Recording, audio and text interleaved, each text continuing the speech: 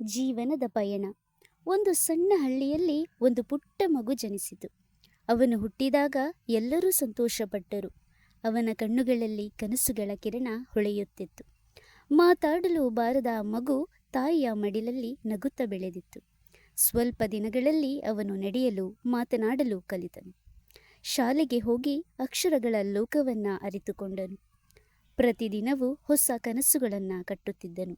ಬಿದ್ದಾಗ ಎದ್ದು ನಿಲ್ಲುವುದನ್ನು ಕಲಿತನು. ಅದು ಜೀವನದ ಮೊದಲ ಪಾಠ. ಯೌವನಕ್ಕೆ ಬಂದಾಗ ಅವನ ಕನಸುಗಳು ಇನ್ನಷ್ಟು ದೊಡ್ಡದಾದವು.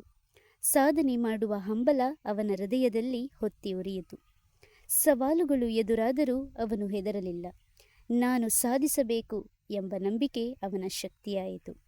ಕೆಲಸ ಮಾಡಿ ಕುಟುಂಬ ಕಟ್ಟಿದನು. ಜೀವನದಲ್ಲಿ ಜಯ ಪರಾಜಯಗಳನ್ನು ಕಂಡನು. ಸಂತೋಷದ ಕ್ಷಣಗಳು ಬಂದವು, ಕಷ್ಟಗಳ ಕಾಲವೂ ಬಂದವು. ಆದರೂ ಅವನು ನಗುತ್ತಾ ಮುಂದಕ್ಕೆ ನಡೆದು ಬಂದನು.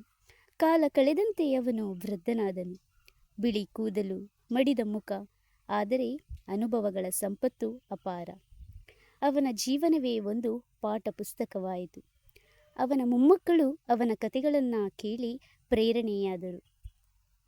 ಕೊನೆಗೆ ಅವನು ಅರಿತುಕೊಂಡ ಸತ್ಯ: ಜೀವನ ಒಂದು ಪಯಣ. ಮಗುವಾಗಿ ಶುರುವಾಗಿ ವೃದ್ಧನಾಗಿ ಮುಗಿಯುವ ಈ ಪಯಣದಲ್ಲಿ ಪ್ರತಿ ಹಂತವೂ ಅಮೂಲ್ಯ. ಬಿದ್ದರೂ ಎದ್ದು ನಿಲ್ಲುವವನೇ ಜೀವನದಲ್ಲಿ ಗೆಲ್ಲುವವನು. ಪ್ರತಿ ವಯಸ್ಸು ಒಂದು ಹೊಸ ಅಧ್ಯಾಯ, ಪ್ರತಿ ದಿನವೂ ಒಂದು ಹೊಸ ಅವಕಾಶ. ಧನ್ಯವಾದಗಳು.